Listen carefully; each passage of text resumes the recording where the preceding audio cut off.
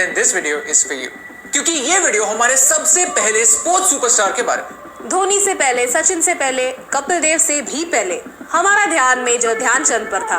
आज भी जब मैं गॉड ऑफ हॉकी गूगल करता हूँ तो उनका नाम आता है। And not just in India, कहते हैं वियना में भी मेजर ध्यानचंद का 4 हाथों के साथ 4 हॉकी स्टिक्स पकड़े हुए स्टैचू हुआ करता था, literally like a God. But why? उन्होंने ऐसा क्या किया कि सिर्फ इंडिया नहीं पूरी दुनिया उन्हें गॉड मानती है? Today in the next 3 minutes we want to tell you the story of his extraordinary success and his extraordinary failure. हम ऐसे ही हमारे फॉरगॉटन हीरोज की स्टोरी आज के लिए रेलेवेंट बनाना चाहते हैं। तो अगर आपको ये वीडियो पसंद आता है तो इस वीडियो को शेयर कीजिए। ध्यानचंद एक्चुअली में ध्यान सिंह थे। आज 29 अगस्त उनका बर्थडे है और आज भारत में नेशनल स्पोर्ट्स डे सेलिब्रेट होता है। 16 साल की उम्र में उन्होंने आर्मी ज्वाइन की। उनकी सैलरी थी महीने के 12 रुपए, लेकिन वो उनके लिए काफी थी क्योंकि उसमें एक हॉकी की बॉल आ जाती थी। फिर काम के बाद रात के वक्त पेड़ के टूटे ब्रांचेस के साथ ध्यान सिंह हॉकी खेलते थे। मूनलाइट में उन्हें हॉकी खेलते देख उनके सीनियर्स ने उन्हें ध्यानचंद कहना शुरू किया और इसी के साथ इंडियन हॉकी का गोल्डन पीरियड शुरू किया। 1928 एम्स्टरडैम ओलंपिक्स। जब बाकी की टीम्स 1 या 2 गोल के डिफरेंस के साथ जीती थी, भारत का स्कोर कार्ड कुछ ऐसा लगता था।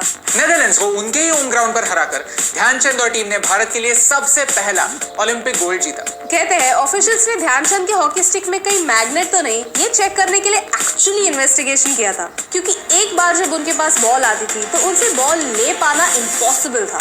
During this time Bharat Britishers का गुलाम था। भारत के एथलीट्स को ओलंपिक्स के लिए भेजना ब्रिटिशर्स को waste of time and money लगता था। 4 साल बाद लॉस एंजलिस में ओलंपिक्स होने वाले थे और तभी हमारे हॉकी टीम के पास पार्टिसिपेट करने के लिए भी पैसे नहीं थे। तभी उन्होंने पंजाब नेशनल बैंक से लोन लेकर पार्टिसिपेट किया। और सिर्फ पार्टिसिपेट ही नहीं, डोमिनेट किया। इसी टूर्नामेंट में हमारी टीम ने यूएसए के अगेंस्ट 24 गोल्स का एक इंटरनेशनल रिकॉर्ड बनाया और ये रिकॉर्ड 2003 तक कोई टीम ब्रेक नहीं कर पाई। भारतीय हॉकी टीम ने इस ओलंपिक्स में भी गोल्ड मेडल जीता, लेकिन जीतने के बाद भी इन पैसों से वो बैंक का लोन नहीं पे ऑफ कर पाई।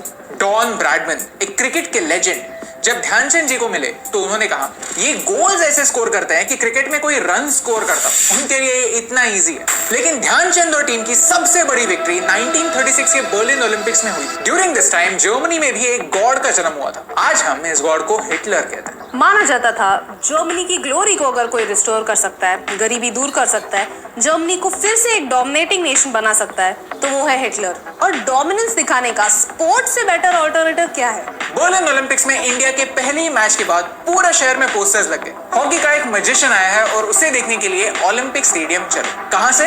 इंडिया से, वो स्नेक चार्मर्स वाला देश। जब भारत सिर्फ एक ब्रिटिश कॉलोनी माना जाता था तो हमारी हॉकी टीम ने खेल खेल में इंटरनेशनल लेवल पर हमें एक नई identity the. We won the finals against Germany after scoring 8 goals. Hitler was so impressed with Dhyan Chand that he actually met him and asked him कि आपकी इंडियन आर्मी में रैंक क्या है? तब ध्यानचंद लैंस नाइक रैंक पर थे।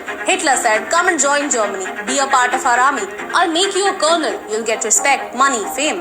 To which Dhyanchand said, "No, no to the most feared leader in the world. Yes to a Bharat that was a slave back then." एक ऐसा भारत जो आजाद होगा भी या नहीं ये किसी को पता नहीं था। एक ऐसा भारत जिसे ब्रिटिश राज ने 200 साल लूटकर गरीब बना दिया था। एक ऐसा भारत जिसने इतनी सारी अचीवमेंट्स के बाद भी आज तक उन्हें भारत रत्न नहीं दिया। इफ यू आर एक्सपेक्टिंग कि 3 ओलंपिक गोल्ड मेडल जीतने के बाद उन्हें यहाँ पर एक हीरो जैसा ट्रीट किया जाएगा, then my friend you are wrong. After retiring, he faced a lot of financial problems. In the end, he was diagnosed with liver cancer and he passed away in AIIMS Delhi in a general ward as if he was a nobody. Bharat Olympics में medals क्यों नहीं ला पाता?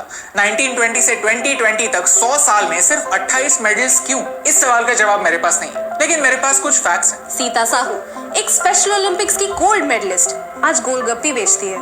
हमारी kabaddi team 2011 में world cup जीतने के बाद rickshaw में ट्रॉफी घर ले आती है। दिनेश कुमार एशियन गेम्स में सिल्वर मेडल लाने के बाद लोन पे ऑफ करने के लिए कुल्फी बेचते हैं।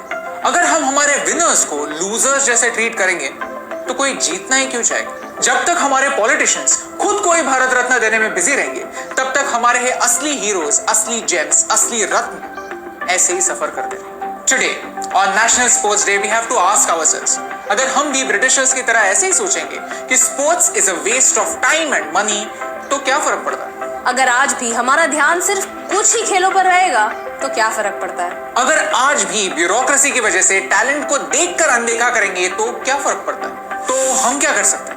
एटलीस्ट इन हीरोज के बारे में बात कर सकते हैं, उनकी स्टोरीज को शेयर कर सकते हैं। So if you like major Dhyan Chand story then please share this video, क्योंकि आज ऐसे स्पोर्ट्स के सितारों की रोशनी को लोगों तक पहुंचाना जरूरी है। बच्चों को क्रिकेट छोड़कर बाकी खेल भी होते हैं ये समझाना जरूरी।